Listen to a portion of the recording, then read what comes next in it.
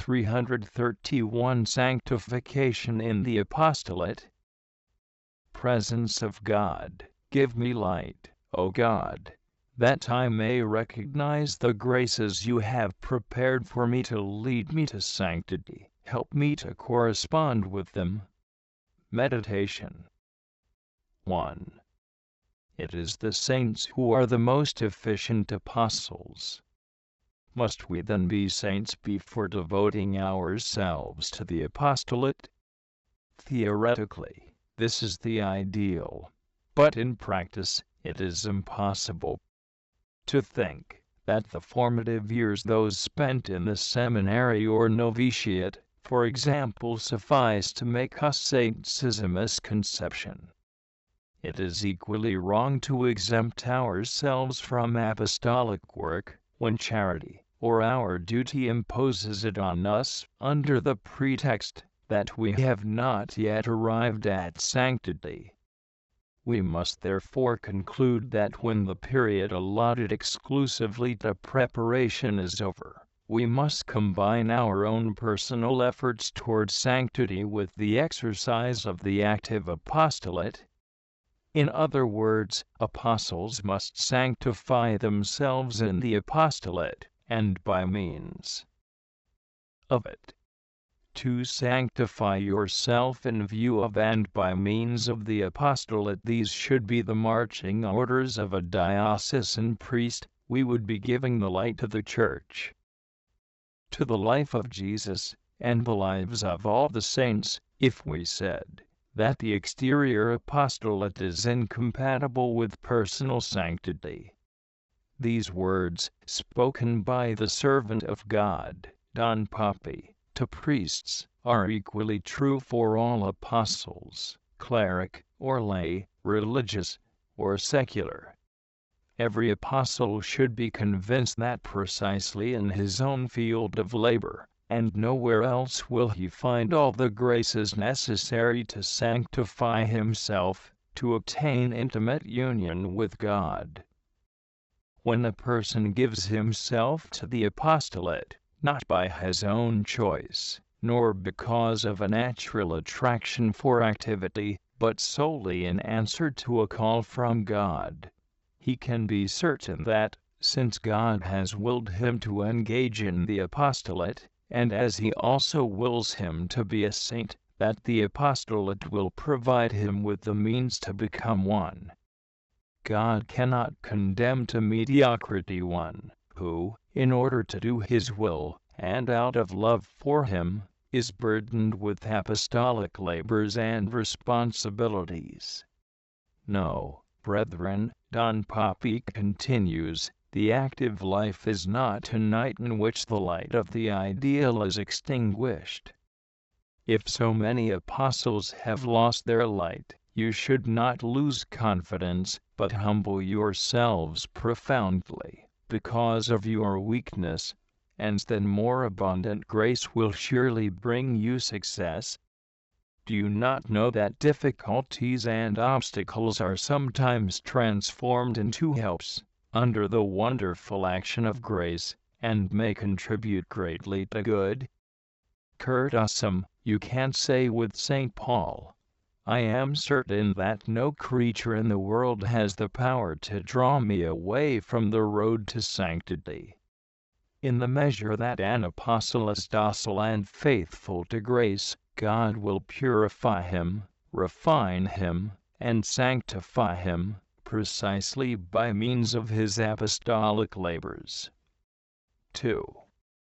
The conviction that we can sanctify ourselves in the midst of our work does not prevent us from having that silent longing for recollection, that desire for solitude and intimacy with God which often accompanies an apostle in his activities, becoming so keen at times that it casts a veil of nostalgia over his life. Anyone who has tasted, even in a slight degree, the infinite beauty and goodness of God, cannot fail to experience an overwhelming longing and need for him. This is a good sign. It means that the apostle has not permitted himself to be pervaded and distracted by exterior occupations, and that, although living in the world, he is not of the world, but really tends toward God. Even if this longing should at times become painful, the apostle must not be disturbed, nor believe that he has mistaken his way. This pain will purify him and lead him to God. Moreover, he should not think that the mere desire for deeper recollection and union with God necessarily indicates a call to the contemplative life, which is characterized especially by the need of radical dedication and self-immolation. An insistent call to a deeper interior life should be considered rather as a grace given to protect the apostle against the dangers of the exterior life. It is the bulwark, the enclosure wall of his spiritual life. However, the desire for God should be satisfied. In addition to the daily hours of prayer and silence, the apostle must have sufficient pauses in his work. Monthly and yearly retreats are indispensable, and even more leisure for recollection must be taken after periods of intense activity. It would be a fatal error to allow oneself to become so absorbed in work that time could no longer be found for concentration on God, in intimate heart-to-heart conversation with Him. Not even from the standpoint of greater generosity should an apostle renounce his hours of prayer.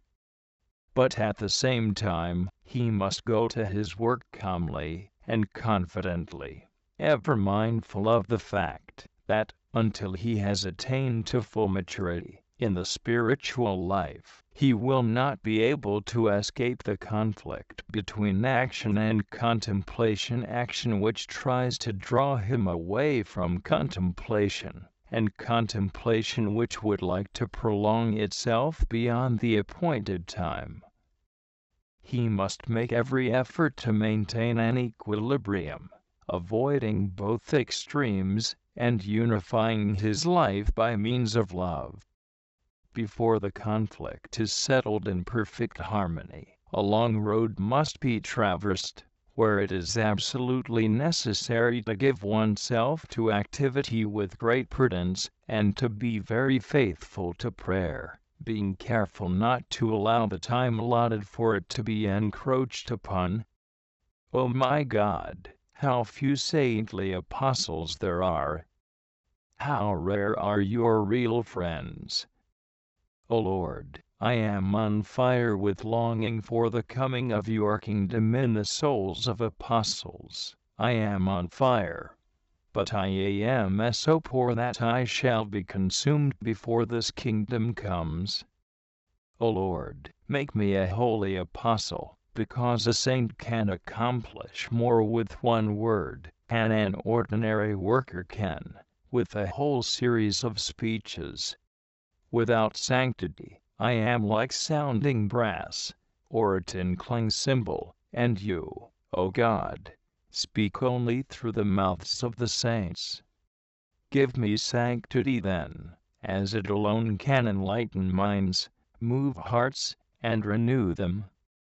O my God, do not permit me to deal in tinsel, or to be an empty vessel. It is hard to sanctify oneself in the apostolate. There are many obstacles and dangers to be encountered. Shall I then retire in discouragement? No, my God, because if my will is good, I shall always be aided by your grace, and where there is grace, the way which leads to the end, to sanctity, will always be found. Then what have I to fear?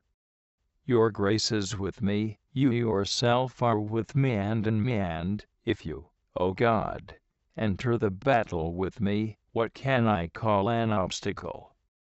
Would it be tribulation or sorrow, hunger or nakedness, danger, persecution, or the sword? I shall overcome all these difficulties with your help, for you love me, and will not abandon me, leaning on you, O Lord. I am certain that nothing in the world has the power to separate me from the way of sanctity.